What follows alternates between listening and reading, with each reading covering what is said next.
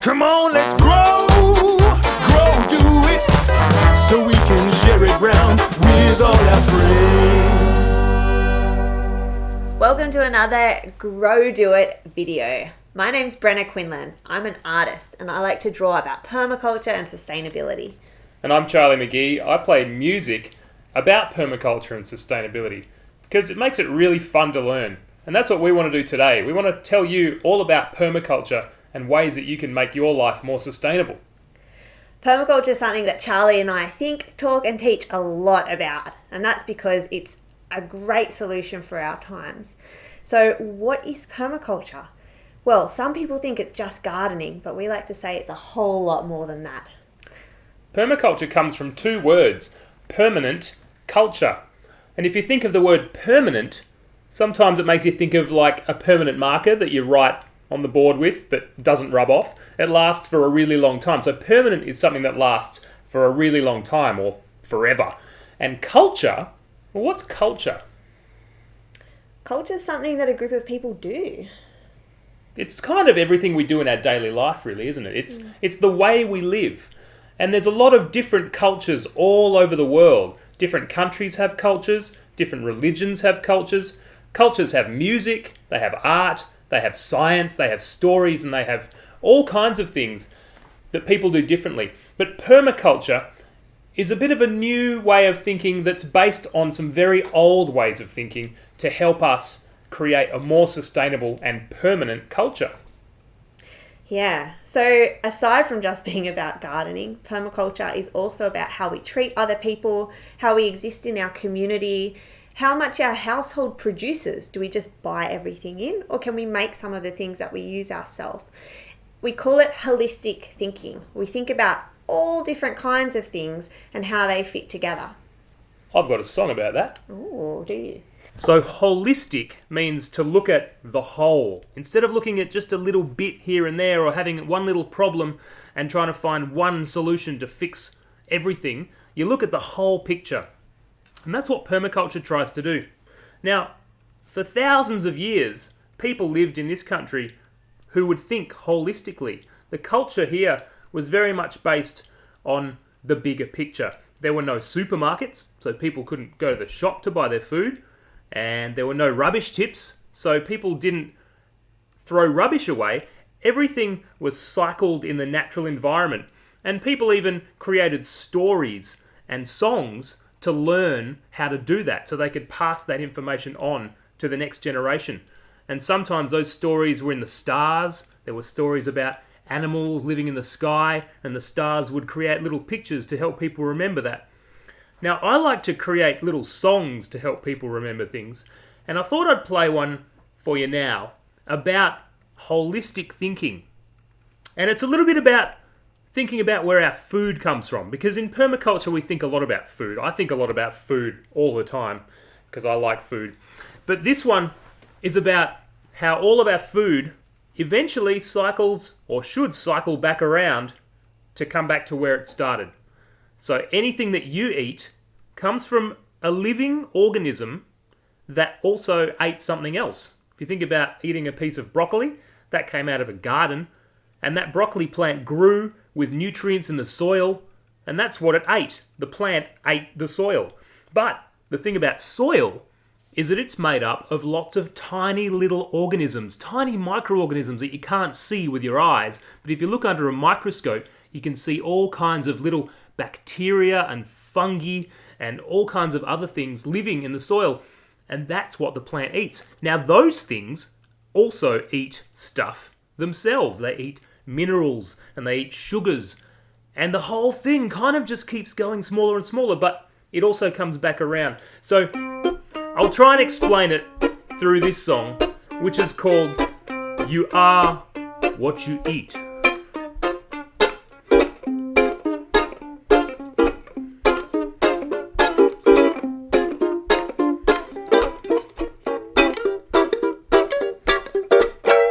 You are what you eat, and you are what you eat eats, and you're even what you eat eats. Here's a clue, why don't you take a peek beneath your feet. Mm-mm-mm.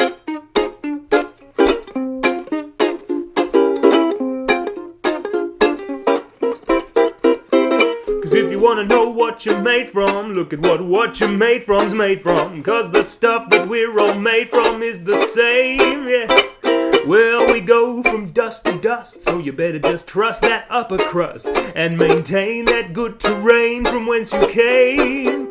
We've been looking up, we've been messing around, we've been freaking out, but it's time to get down, down, down, cause we're made up of common ground, can't live without it, and it's time to get down, down, down, down, down.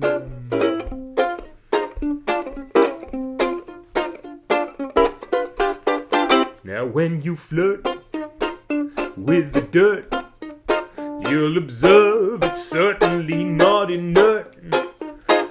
From a worm to a chicken bucket, you're never alone on the loam, and it's time to get to work. We've been looking up, we've been messing around, we've been freaking out, but it's time to get down, down, down, cause we're made up of common ground, can't live without it, and it's time to get down, down. We've been looking up, we've been messing around, we've been freaking out, but it's time to get down, down, down, cause we're made up of common ground, can't live without it, and it's time we've just gotta get on down, down, down, down, down, down, down, down, down, down, down, cause you are what you eat, and you are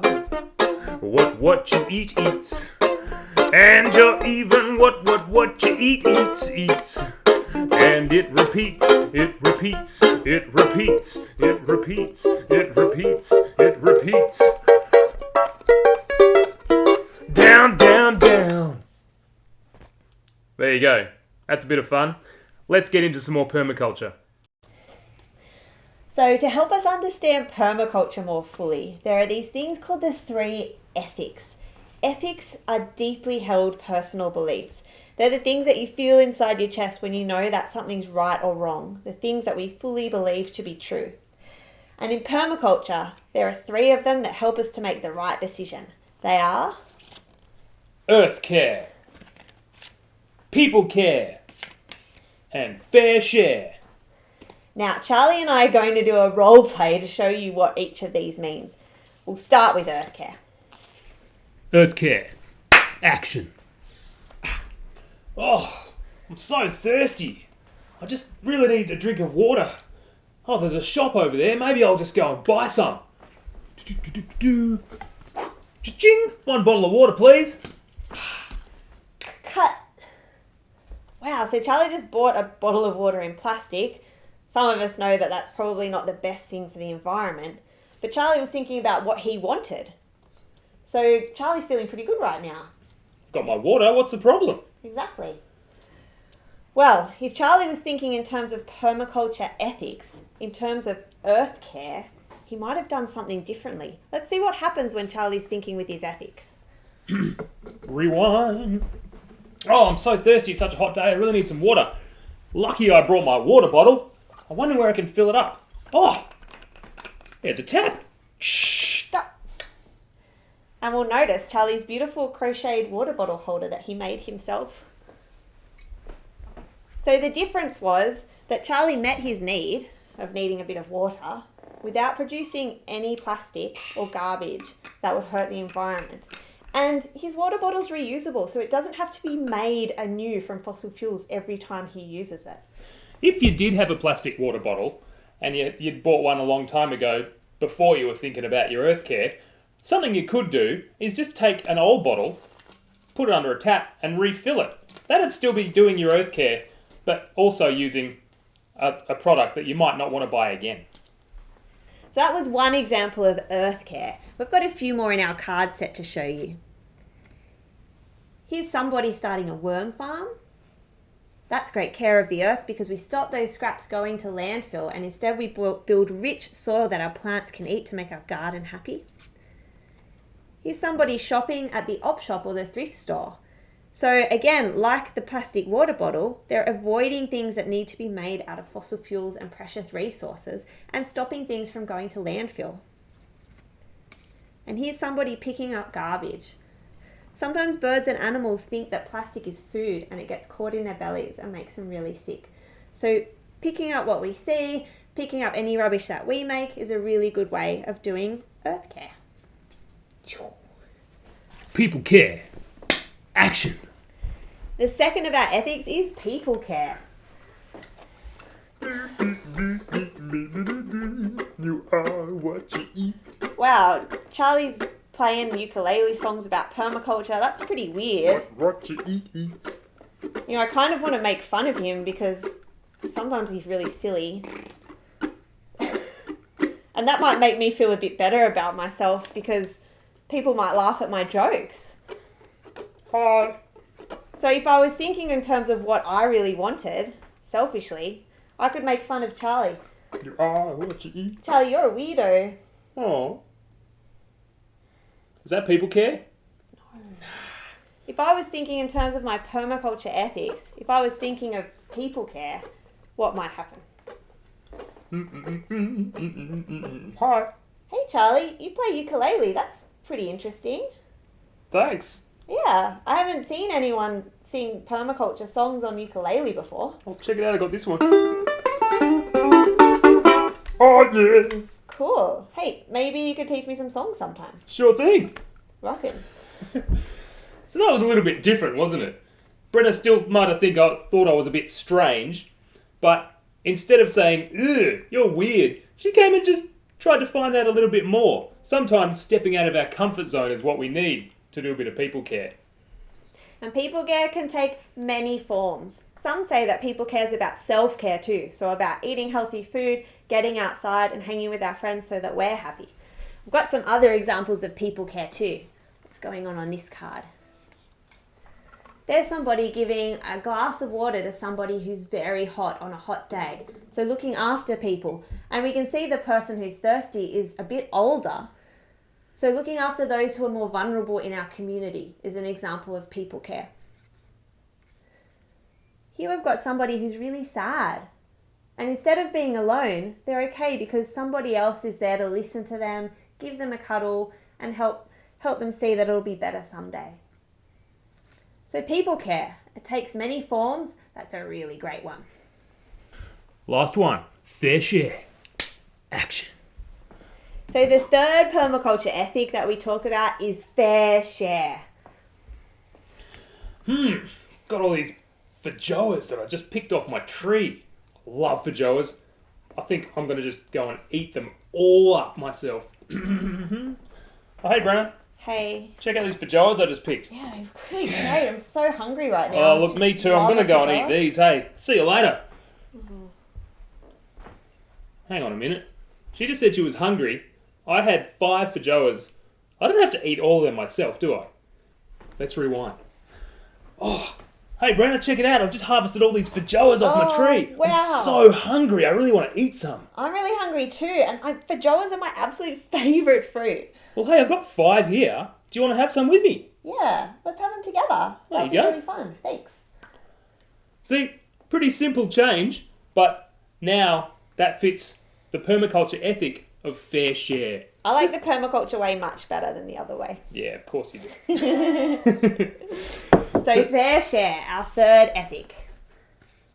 It's not just about sharing things with other people. This person's built a bug hotel so that there's enough little places for good bugs to come and land in and live safely. It also attracts good bugs to our garden, which is great. And this person's having a 2-minute shower instead of a longer one. If we use so much water, way more than we need, there's not going to be enough left for the other animals and plants that need it, let alone the other people. So regulating what we do and how much we need is actually being fair for other things that call this planet home. Fair share, the third permaculture ethic. So that's a little bit about the permaculture ethics. Now let's go and find out what else there is in permaculture. So another way that we like to understand permaculture is through what's called the Permaculture Principles. So they're kind of like the ethics, but they go into a little bit more detail. For that reason, there are more of them. There's actually 12 permaculture principles. We're going to go through a few of them here today, and the rest are written on your worksheet. What we'll be doing at the end of this video is encouraging you to go out and have a think of how your favorite principles either apply to your life or how you'd like them to be more applicable to your life. So the first one we're going to go into is called integrate rather than segregate. And what that means is we bring things together. We don't like having things apart. We want things to come and work together. One of the examples we've got is somebody sitting down and looking at some flowers that have what look like pollinators or insects around them. Now next to them are some packets of seed. This person has planted these flowers just so that good insects will come into the garden and help things flow. That's a really great example of integrating. More flowers, more insects, more life in the garden. What a great thing. And that's earth care as well. Isn't it? Yeah. Another example of integrate, there's somebody sharing their lunch with somebody else. And they each have the word lunch written on their lunchbox in a different way. Appreciating other cultures and people's differences is a really great example of integrating. And the ethic of fair share. See where we're going with this? So Charlie's got a really fun game that helps us explore this principle, integrate rather than segregate, bring things together. How's it going to go, Charlie? Well, that's right. And remember, back to the song about you are what you eat, and the fact that we want to create a whole system rather than lots of different separated parts. If we think about the industrial food system, which is where most of our food comes from in the world today, we're going to start with our friend, the chicken. So, in an industrial food system, chickens are grown on big farms with millions of other chickens sometimes, and they're all grown for one reason. That might be for eggs, or that might be for their meat, but they're usually in a big shed packed full of other chickens, and they only have one purpose. So this is our industrial chicken. Now, to get food for that chicken, they need to grow big farms of monoculture, which means just one plant, like maybe wheat, to feed the chicken. And that uses up a lot of land and a lot of fossil fuels to fertilize and keep bugs and pests away. And then once that chicken lays its egg, say it's an egg factory, you get its egg there, and then that egg gets put in a truck and driven to a shop, maybe a supermarket, with all of the other industrial eggs. And that uses a lot of fuel and a lot of transport to get it to a different place. And then after it's in the shop, then it goes to somebody's home, someone eats it, and then basically all that comes after that is waste. So after we eat it, that turns into waste down the toilet, and the eggshells, they might get put in the rubbish bin, taken to the tip, and that's the end of that. It goes into landfill, which is the end of the line. It doesn't really get recycled. So this is what's called a linear system. It's a straight line. It starts with a big lot of input in the form of fossil fuels and energy going through the whole system until you get waste. Now, there's a principle of permaculture which is to produce no waste. And that ties in with the integrate rather than segregate principle, because if we create a whole system, we're not going to be creating any waste. Now, we've got a bit of a different scenario to this that we're going to draw now. And we're going to introduce our friend Super Chook. Now, Super Chook is our best friend in permaculture because Super Chook doesn't just do one thing. Its purpose isn't just to lay eggs or just to be for meat. Super Chook does so many different things that benefit us and our gardens and the whole system. So, hey, there we go. So we're going to make a little game, and you guys can follow us on your worksheets. What we want to do is we want to create what's called a closed loop. Now, whereas this is a straight line, you can imagine what a closed loop is. It's more of a circle or a circular system, kind of like the word recycle. It's to come around in a circle. So what we want to do is we want to find all of the different things that Super Chook needs to be a happy chook, not just a sad, miserable chook in a cage, but a happy chook that does all the things that a chook does, and all of the things that Super Chook produces, or that Super Chook does naturally just by being a chook. So we're going to take each of those things as we find them and connect them up to find out what they each need so that we come all the way around in a circle back to where we started. I'll show you what we mean. And I'm going to play a song in a bit that has a few more hints in it. So to get you thinking, we want you to add your own to the worksheet as well. So what's the first thing we should think about? What kind of things does a chook need? They like to eat. They do like to eat, don't they? So we need food for our chook. Let's put food scraps down as the first thing Super Chook's going to eat. So if we have our compost that we've thrown away after finishing our dinner, banana peel, apple core, that's like a banquet for a chook. Chickens love to eat food scraps. So this is already getting a little bit of a hint of what comes next on the list. But now we're going to find out one of the things that Super Chook creates.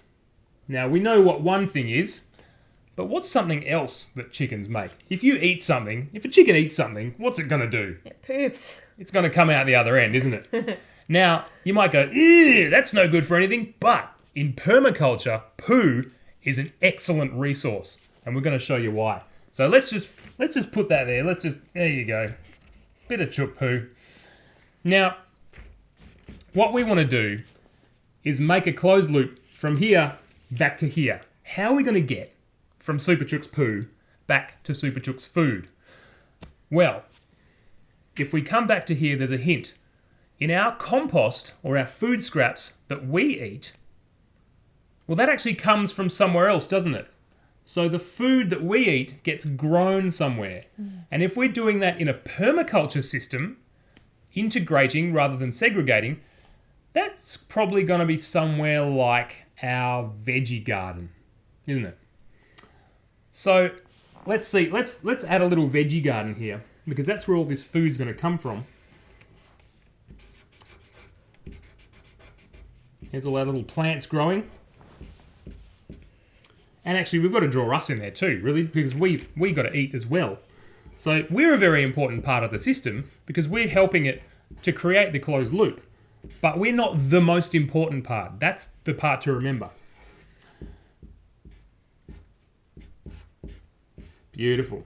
So we've got our garden, we've got us with our full bellies after eating the food, we've got our scraps, and that's feeding Super Chook, and Super Chook's feeding something else. Now, I mentioned before, poo is really good. How could poo be really good? It's not very good to smell. But what's something else that you can do with poo? You could put it in your compost. Compost. If you've seen our other video on how to do your own garden at home, Brenda mentioned making compost. Now, poo is a great ingredient in compost.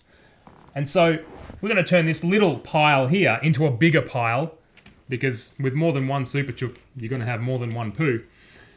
And if we break that down in a special way with some dry material and some other smelly kind of high nutrient material, we get what's called compost, which is really good food for something else. Now, I think you know what that something else is. Where do you think the compost is going to go? Well, I think we've found our first closed loop. We put our compost on our veggie garden to grow our plants, which we eat, which we then feed the scraps to Super Chook, who then does a poo, which we then make compost out of, which then goes to the garden. It goes around in a closed loop. Ha-ha! So there you go. That's a little example of the permaculture principle: integrate rather than segregate. Up here, this is a segregated system because nothing is connected. It goes from one place and it ends up in another place and it doesn't come back. But this is a closed loop. We'd like you to make your own closed loop now, and I'm going to play a song to give you a few hints of some other things that Super Chook can do. It's about a Super Chook friend of mine called called Arabella. Hope you like it. Hey girlies. So here we are with some super chooks in real life. Now, keep an ear out for all the different things that I sing in this song and write down on your worksheet any that you notice about how a chook can help create a closed loop. What do you reckon, girls?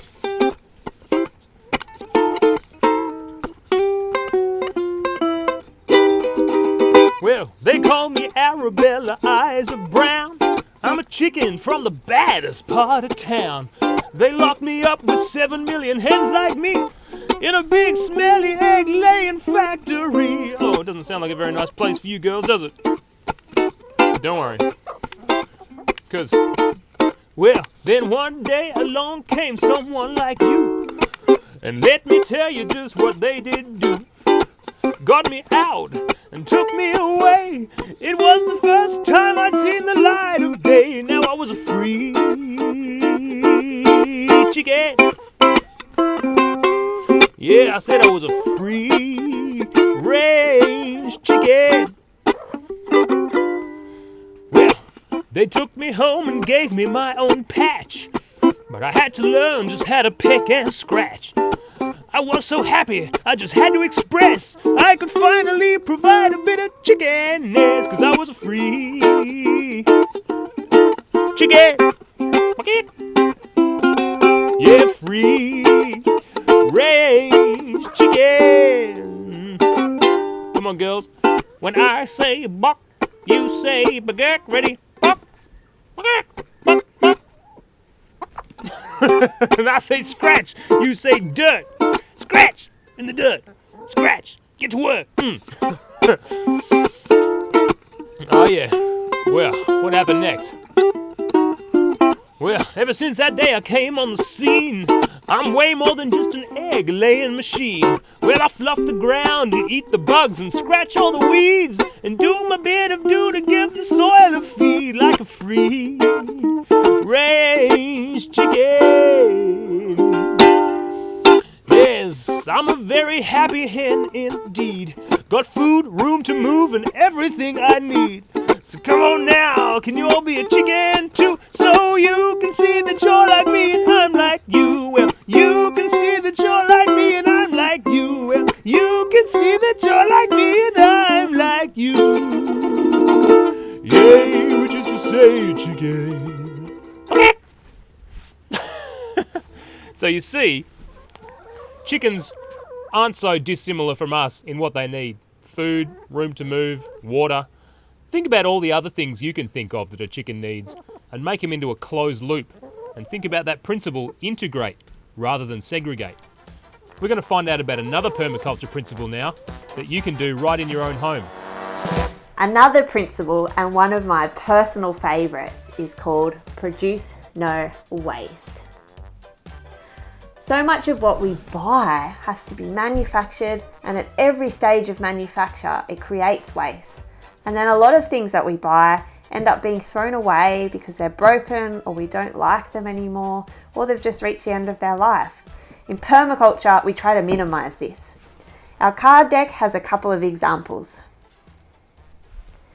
In this picture, a person is looking at a toy library.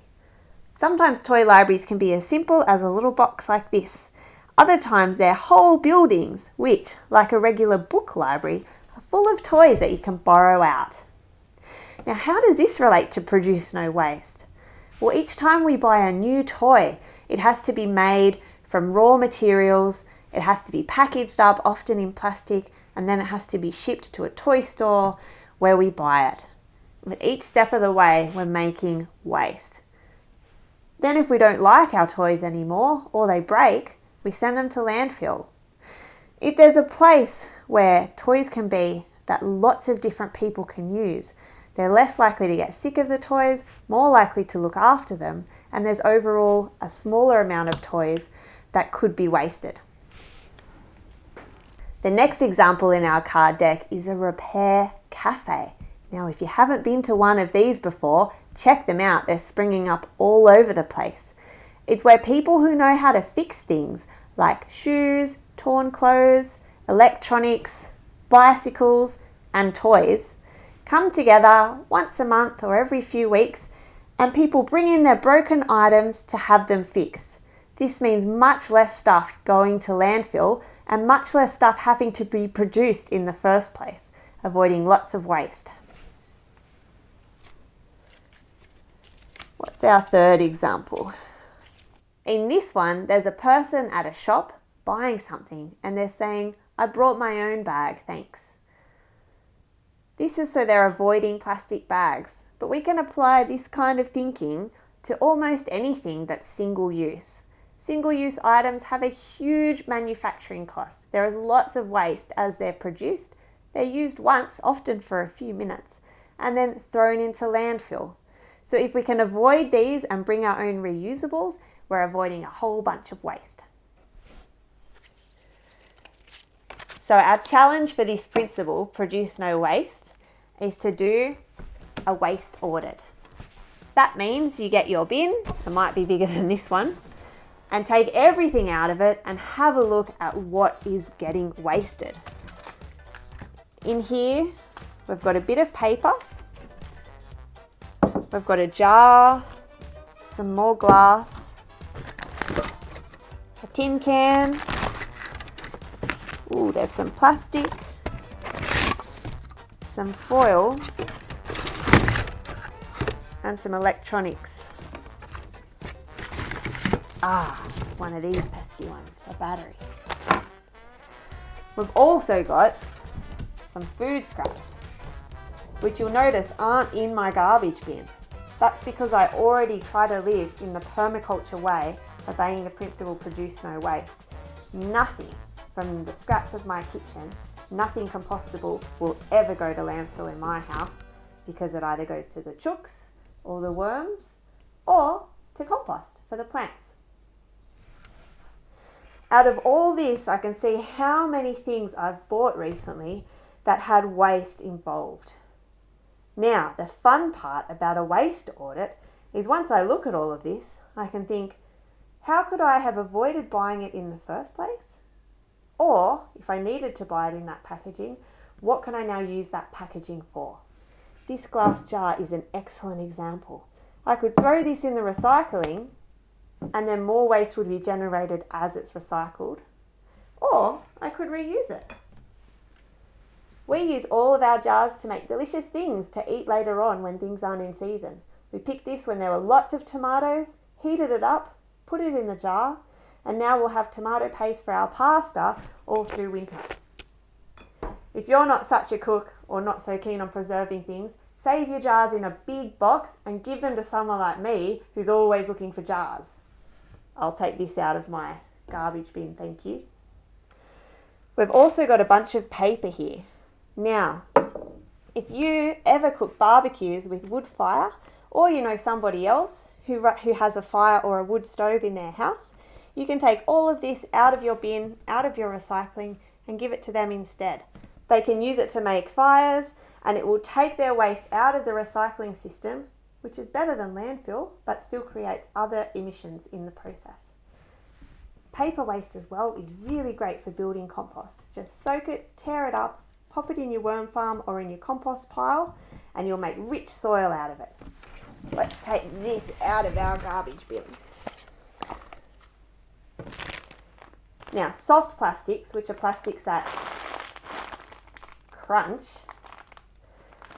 can be taken to a special recycling place at the supermarket. It's not ideal. The best thing with these is to avoid using them in the first place. That's why I grow some of my own food, because it means that I have to buy less things that are packaged in plastic like this. It's great to get an eyeball of how much you're using and know that recycling isn't a magic fix. It's much better to reduce in the first place. This brings me to the back of one of our permaculture cards. These are called the 5 R's. Refuse, reduce, reuse, repair, and we've put repurpose. That's because recently, as people have started to understand the recycling system more and more, we've seen that it's better to avoid recycling just like we avoid landfill. It's much better to refuse or reduce in the first place and stop the thing being made. I've got special items like this that I'm going to struggle to repurpose, and I'll find out where my local e-waste centre is and where I can recycle batteries.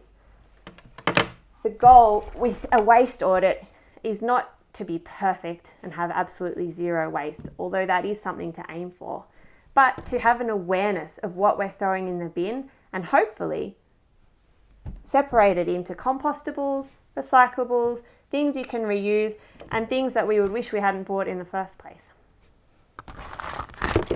There are lots more permaculture principles to cover, and Charlie and I are going to go through a couple quickly just for you.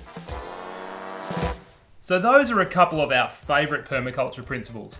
But along with the 3 ethics, there's actually 10 more. So we might just go through a couple more, but there are extras on your worksheet if you want to pick your favourite one and give more of a think about how you can put them into your life. What's another one of your favourites, Bryn? Oh, one of my favourites is called use edges and value the marginal, which I like to call being edgy. What are some ways that you're edgy, Charlie? Well, as we saw in the role play, I play music about permaculture. Not many people do that. In fact, I don't know anyone else who does that.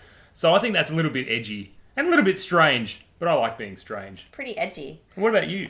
Oh, I like to ride my bike around. I don't like to use my car. And some people think that's a bit weird. When I say how far away is this place, they say 10 minutes. And I have to say, by bike or by car? That's one of the examples we've got here in our card deck. Riding a bike can be a bit edgy, a little bit different. And that's cool. That's what we like in permaculture. Another example we've got. There's somebody picking a weed salad. Check out our other video for some tips on how to do this.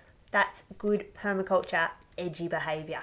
So just because something isn't normal doesn't mean that it isn't a good thing to do. And in permaculture, there's a lot of things that might not seem normal to our present day society. But that means it's a good idea to give it a go and see if it feels good and see if it fits your 3 ethics of earth care, people care and fair share. Might be a little bit edgy, but you might find you like it.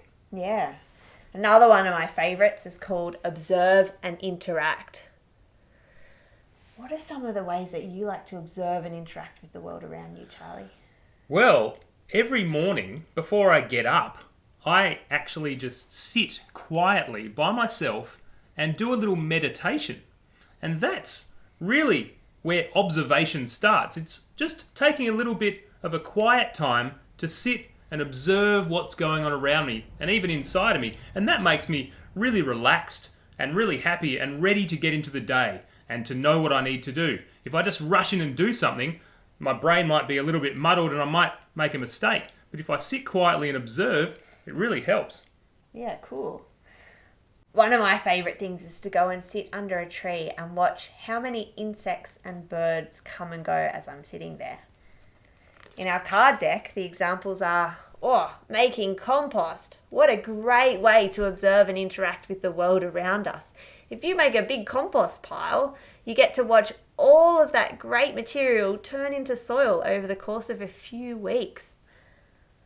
Another way we can observe and interact is by taking a magnifying glass and a little spade and digging a hole in the soil.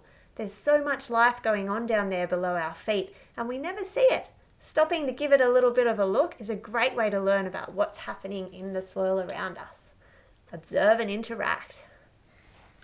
So that gives you a little bit of an overview about permaculture. If you want to know more, pretty much all of my songs are about it, so you can have a listen to anything by Formidable Vegetable. And Brenna's done these beautiful cards, which we've got, and you can check them out too if you want to grab yourself a pack. But thanks so much for watching our little Grow Do It series. We're really excited to get out and grow things and start making the world a better place, and we hope you are too. Yeah, have fun learning about permaculture. There's so much to learn and so many fun things to try. See you later, guys.